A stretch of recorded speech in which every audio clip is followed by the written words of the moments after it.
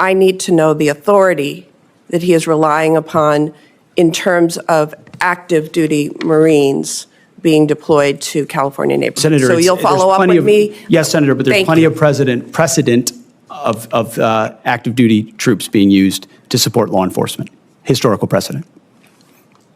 I'm not disputing that. I am just asking you to cite the authority under which the active duty Marines are being deployed to California. It's in the order, ma'am, but we'll make sure we get it to you as well. Thank you. Patriots, we need to talk. What we just heard in that Senate hearing should concern every single American who loves this country, respects our Constitution, and believes in a strong, focused military. Because what just happened wasn't just another political spat, it was a window into what's happening to our armed forces under this administration. Let's start with the big one, the deployment of active duty Marines into California neighborhoods. Now, as someone who deeply respects our troops and understands the weight of military authority, I was shocked to hear the Secretary of Defense fumble through an answer when asked what authority the president used for that decision. Folks, this isn't a minor technicality. When you put troops on American streets, in our neighborhoods, you'd better be ready to tell us what part of the Constitution gives you that power. But no, the Secretary couldn't cite it. He actually said, and I quote, "I'd have to pull up the specific provision." Really? You're deploying Marines on American soil and you can't even cite the law? That's not leadership. That's dangerous. Senator after senator asked for the legal authority. Not opinions. Not historical anecdotes. But the actual law.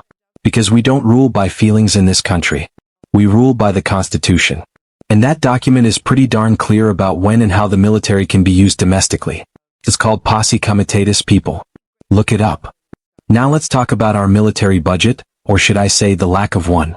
The senator from Wisconsin, bless her, stood up and called them out for omitting critical information on shipbuilding. Let me tell you something. If you've got Wisconsin's working-class men and women building frigates for national defense, you honor that. You don't hide details and downplay it in the budget. That's American manufacturing. That's American pride. And instead of giving them clarity and resources, the administration gives them ambiguity, excuses, political fluff, historic investments, they say, but with no details. Translation? We'll give money to what fits our agenda and ignore what doesn't. And speaking of agendas, let's talk about one of the most disturbing parts of this hearing, the Department of Defense's policy on transgender troops. Look, this isn't about hate. This isn't about denying anyone their dignity.